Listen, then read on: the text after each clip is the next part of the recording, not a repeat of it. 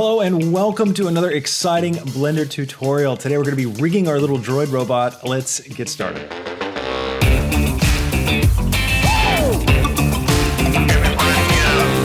Okay, so today what we're going to do is we're going to take the little droid that we made a couple episodes ago, and we're going to create a little rig for him so we can animate it. I thought this would be a really great example of some really simple, basic, straightforward rigging that you can use in all your projects. All right. Let's get started. All right, here we go. Man, it's good to be back. Missed you guys. In order to do a rig, the first thing we want to do is actually kind of just clean up what we're looking at. So right now we've got our little scene that we set up and we've got them sort of posed. We're going to create a new project out of this. So I'm going to go ahead and file save as, and then we're just going to delete a bunch of stuff out of this thing. All right, let's see. We'll start off, we'll just zero out all of our rotations. Just to kind of see where we're at and our locations as well. Now that we've got our robot set up in this basic pose, we got both legs in place. Let's start talking about bones. Now, bones are really handy. They're great for doing all kinds of stuff. Basically, what you want to do when you're thinking about bones is it's an object that doesn't render. It's just a constraint object, basically. So it's a bone is it's something that, like parenting, really. It's an object that you can parent things to. And you apply animation to that bone, and it takes whatever object you've applied to it along with it for the ride. So you can create really complex things with bones because Blender knows that bones are there just for animation, and they're all about how they interact with each other, you know?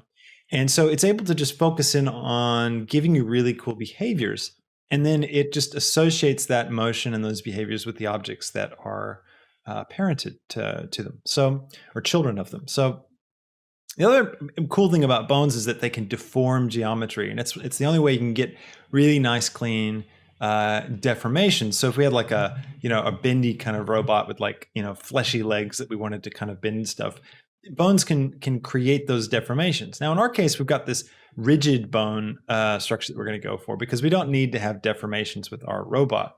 But we do want to have inverse kinematics because we've got this kind of leg setup.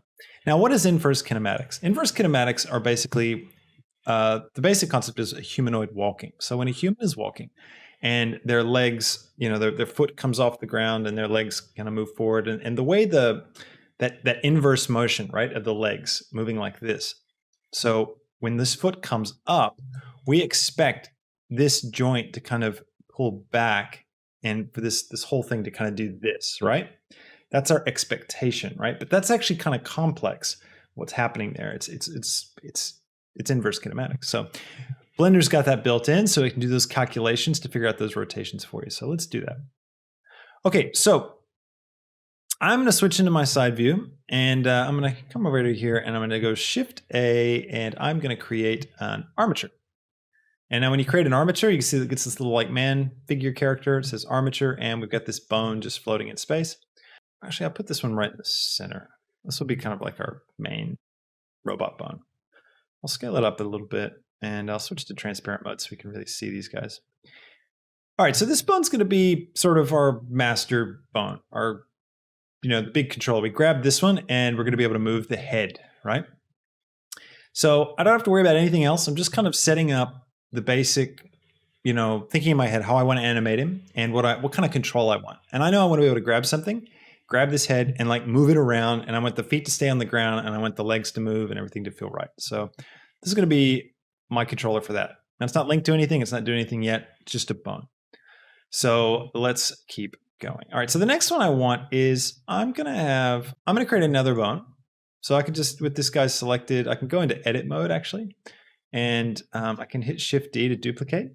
So now this is another important point. You can see it starts listing my bones here. I've got bone and then bones at 001. But they live within the armature. And if I exit edit mode, there's still one object.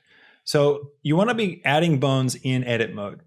Think of it like geometry, right? It's not geometry, but think of it that way. So we go into edit mode and we can duplicate bones and move them around and set them up. Bones have a head and a tail.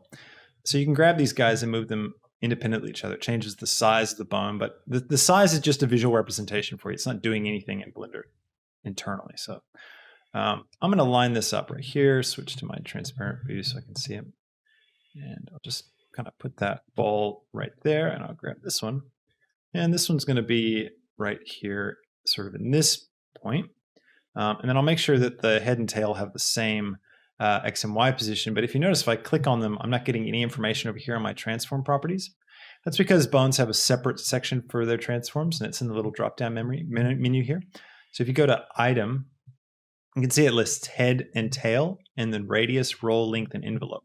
So those are a lot of the extra controls you get. But now you can see as I move this thing around, all those things are changing. The length is the length of the bone, right? And then you've got the position. The roll is kind of like how it twists, but we're not going to worry about that just yet. And let's see, I'm just going to position this guy up, make sure they're in the same spot. So this one, the head is on the X, it's this number. So I'm going to copy that. I'm going to paste that in the tail. I'm going to switch to my side view here, and I'm going to line this guy up on the Y, bring him forward just right into the middle. Bring him up a little bit on this side so he's like legitimately in the middle there. I'll grab this one, move him back, and just kind of get this position right. So this bone is going to control this part of our leg. Now I'm going to have this part of the leg controlled. I want these guys to be connected. Okay, so I'm going to just select this tail bit here, and I'm going to hit E to extrude. Now again, I'm not using geometry, right? But the same principle still applies. So E, right? Now I can grab, and I've created a new bone, and it's automatically connected. But this is a little confusing, right? We've just done E, right? Usually when you extrude geometry, you have a face and you hit E and it expands the geometry. It adds in new faces, and those guys are inherently connected. That's not what's happening with bones. It's using extrude just for like ease of use, but what's really happened here is if I come over into my menu, you can see bone 2 is here. It's actually created just another bone and automatically parented it to bone 1. So these guys are actually separate. They're separate. So I mean, it looks like they're connected, but they're connected in the sense that they're parented to each other. I could unparent this bone. So I could go Alt-P, clear parent, and now it's separate, right? I didn't like break geometry or anything. It's just, they're just parented. So think about it, bones in terms of hierarchies. They're always going to be parented to each other or not parented to anything. And that's as simple as it gets. So, if I wanted to reparent this guy, I could, shift click and control P to parent, and it's going to ask me, do you want it connected or keep an offset? I could connect it, and it's automatically going to pop it back in so that the tail is connected to the head, right? So yeah, kind of cool. Let's jump back into here, and I'm going to get one more. I'm going to hit E to extrude, and I'll grab this one on the Y and just bring it out. We'll do one like this, and then I'll hit E, and we'll do one more for the front part of the toe. I'll bring this one down. Now, I'm not really thinking about anything other than how well does it line up. Does it line up pretty good?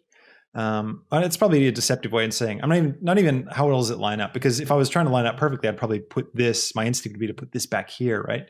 The heel, and do something like this, because that lines up, that fills the space. Now I've got this off, and it's like, well, it's not about filling the space, because you can parent an entire object to this.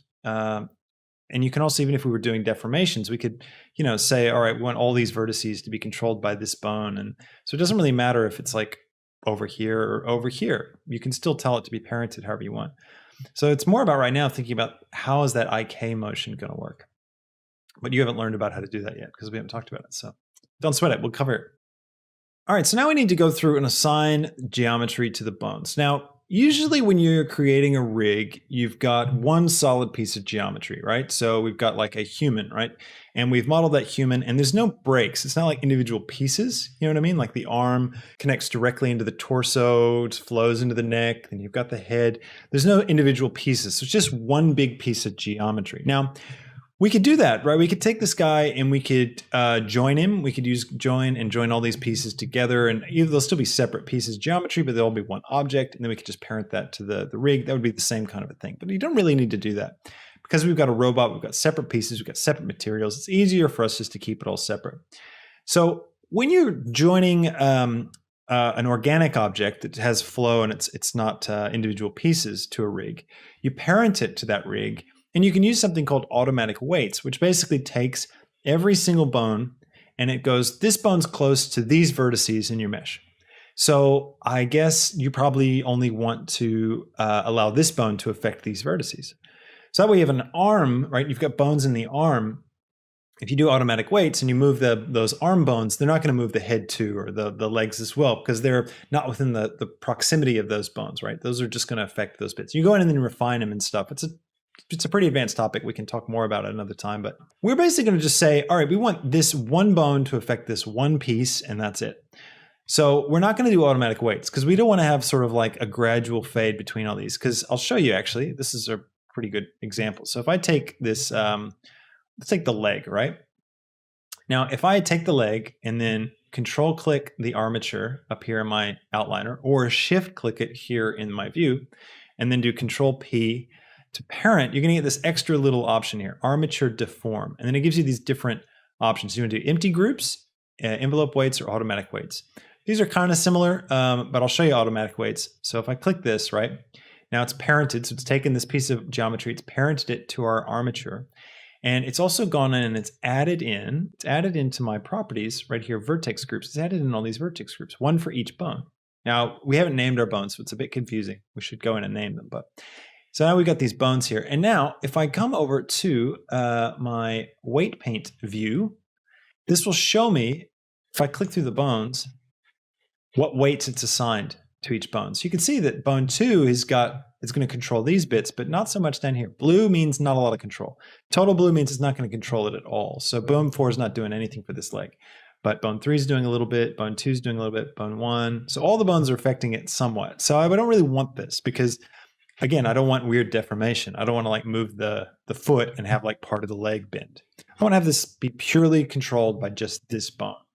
So I'm going to do it another way. So I'm going to Alt P to unparent, and I'll delete these vertex groups just for cleanliness. And we'll go ahead and name our bones too. So we've got some good, so it makes sense when we see stuff. So I'm just going to come in here. When you enter edit mode in a bone and you select a bone, you get this extra little tab here. And we can come down here and we can name stuff. So I can name this, instead of bone 3, I can call this foot. And this is let's see, if I'm facing my robot, it's the right side. So I'm going to go foot.r, I guess, just for simplicity. We can go ahead and get these guys set up as well. There's a way of like copying over a rig and like all of its constraints over to the other side, but I'm not going to worry about that right now. I'm just going to talk about these concepts. So I'll take this toe object and I'm going to parent this to the toe bone. But now if you notice, I select my toe, right? And then I control click or shift click on the armature. It's going to select the whole armature, right? But that's fine. That's what we want. So I'm going to go ahead and click control P, and I'm going to do empty groups. That means it's not going to assign any weights to any of the bones. It's just going to assign this object to this armature, set up my vertex groups for me, and then just leave them all blank. So we can actually do that with all of our geometry in one go. So instead of doing this one piece at a time, I can actually just select all of our pieces. Okay, so I've got all of my geometry selected. Don't have my armature selected. I'm going to shift click my armature last and then control P, and I'm going to go with empty groups. All right, so now all of this geometry has been assigned to this armature with empty groups. So if I go over to weight paint mode, so let's just select one of these legs, select like the toe, and we'll go to weight paint, and I come over to here. You can see if I scroll through all the different bones, nothing changes. It stays blue the whole time. So in weight paint mode, this is where you can paint the weight. So you can do this manually, and we could like paint in and say, okay, I want this toe bone just to affect this front bit. This is how you would go in and clean it up after you did automatic weights. But we don't need to worry about that. We're going to switch to this vertex mode, and this shows us all of our vertices. I'm going to hit A to select all. So now all the vertices are selected for this piece of geometry.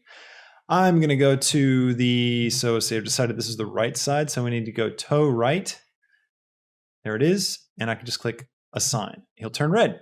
So now these guys are fully affected by that toe and nothing else. Okay, so now what I can do is I can back to object mode, select this guy, go into weight paint mode, make sure everything is selected, and I can go foot right and assign, and just work my way up the hierarchy one piece at a time. So I've assigned my weights. I've just done one leg for now and the body. What I decided to do is this rotator bit, I decided to assign to this leg, so leg 2, right? So that wherever this goes, this stays with it. I thought that made sense.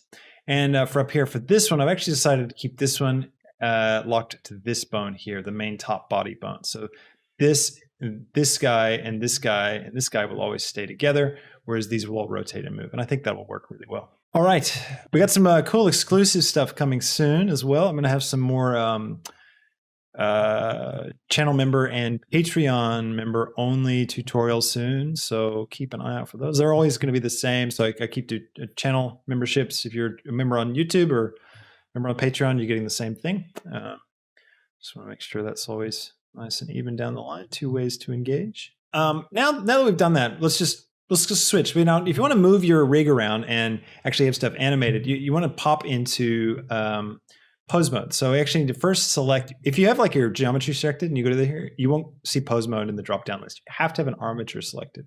Okay, so I'm going to go to pose mode. We're going to see what's happening and just talk a bit about it. So if I was to grab this foot, you can see I can rotate, and it's going to rotate the foot correctly, but it's also going to rotate the toe. Why is that? Well, it's because this toe bone is parented to this bone. So that way these guys stay together. So I can rotate that. You can see how it's all kind of sticking together. So it's behaving exactly like it would if it was just parented to stuff. You see, I've got these guys, I can move them around. Now you'll notice that because we've parented this top section to the armature, but not these guys, it's actually lost that parenting relationship. So we need to reline that all back up. So let's go back into our object mode. Let's just grab everything here. Shift select all that. So we just have all these bits selected. There we go. See how it's orange? It's not the active object. It doesn't quite work. You have to make sure it's that color of orange for this to work. So shift select it. Don't just box select it. So shift select the last one and then control P, and we're going to assign these guys with empty groups. And now we just need to go through each of these objects and go into weight mode and again assign them to the body. Just like so. Okay, so now we've parented up all of our geometry. We've weight painted all of our geometry correctly, or at least this side. Again, I haven't done this leg yet. I'll do this later. But now we want to talk about how do we make the inverse kinematics to work.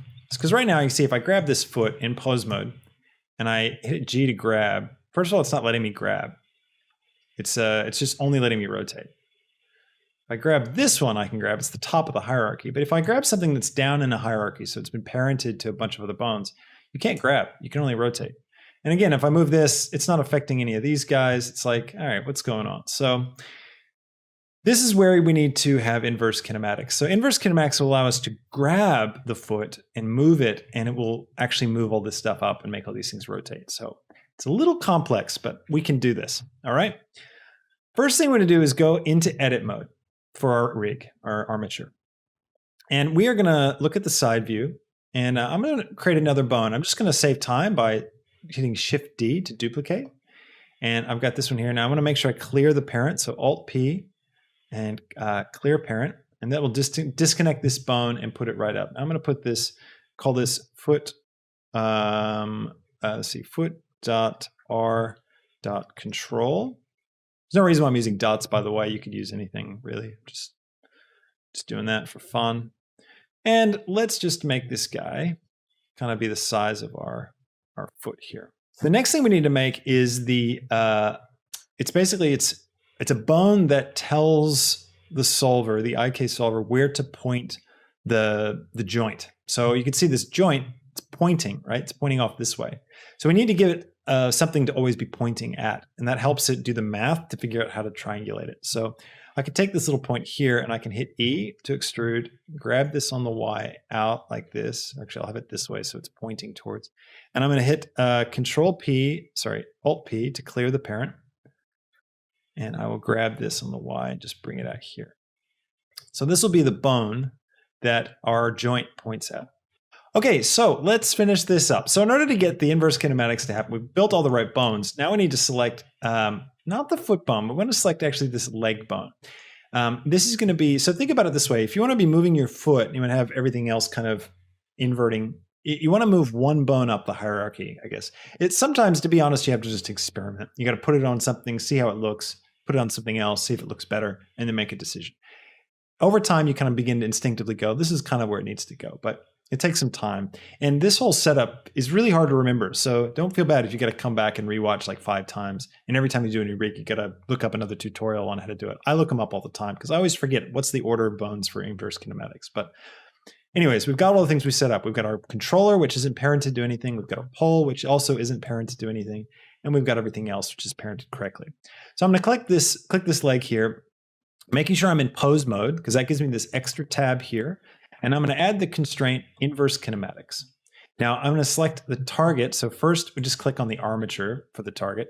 And now I need to get the actual bone. So my target is going to be this controller bone that we've made here. So I can just type in control and foot control. Now things will start to move, but don't panic. Nothing's broken. Pole target, same thing, select the armature. And now I'm going to grab the bone here that's called pole. I've named it pole there. And again, it's looking really weird, but don't worry. Now, we need to increase the number of chain links for this. So this is basically how many bones are in this inverse kinematic system. Right now we've got 1, 2, I think, maybe just 1. First off, let's get this rotation correct. So it's a bit wonky, but that's what you get this pole angle option for.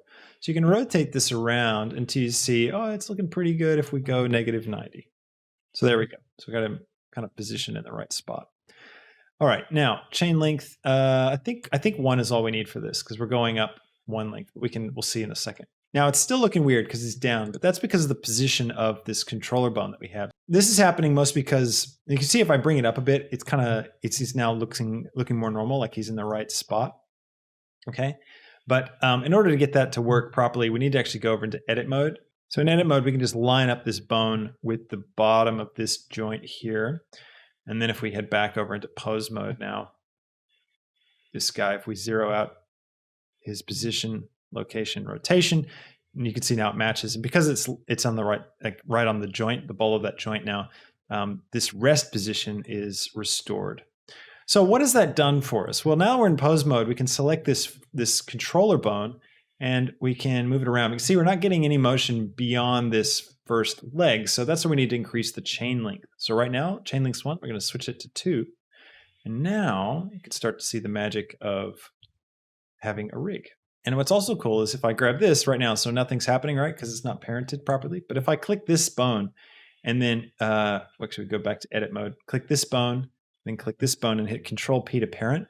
Now this time I don't want to connect it. So I don't want the bones to be joined. I actually want them to be separate, but I want them to be parented in the hierarchy this way. So I'm going to keep the offset. I'll keep this offset. Now if I go into pose mode and grab this top bone, you can see now I can move the body of my robot and the inverse kinematics is going to work appropriately. So that is super cool. So we can do all kinds of neat stuff now with this. And don't worry about pose mode. Like if you're in pose mode, make him jump. And you get like a really crazy pose going on. You're like, it's not quite what I want. You can always reset the pose. So if you just hit F3 and type in reset, you get this reset unkeyed, and that'll just reset the pose back to the base pose. And that's the beauty of pose mode, is you've got all this freedom to move around and create a lot of animation. You can always go back to your base pose. Now this pole, what this is doing for us is like if I move this leg up, right, I can grab my pole and it's going to angle the leg. So it's basically, how does that leg need to get angled? So when you're doing animation, you're actually going to do your keyframes in pose mode. So you can set a keyframe for this bone, move forward, move that keyframe, and then that's how you're going to get your animation. You're not going to do it in edit mode or object. Anyways, there we go. We've rigged up our little guy. Now there's a lot more you can do with rigging. You can create handles, controllers, you can create like splines and parent splines to stuff that we can just grab those and then hide our bones. But I hope today I really helped you understand just the basics of inverse kinematics. Now, the challenge for you is to take the other leg and do the same thing. So try and duplicate what we've done here over here and get this thing working so that both legs are behaving properly. And you've got a rig where you've got 2 legs. So I'll do that as well and post this project file up on the Patreon for everybody at the $10 level and up. Hope you really enjoyed it and learned a few cool things today. Feel free to throw me questions in the comments. I'll do my best to answer. I don't get back to everybody, but I do try my best to manage all the comments. So I definitely read everything. So if you throw a comment there, I'll see it. And feel free to like this video if you enjoyed it. And don't forget to subscribe if you want to see more stuff like this. And thank you so much for watching. I will catch you in the next tutorial. See you later. Bye.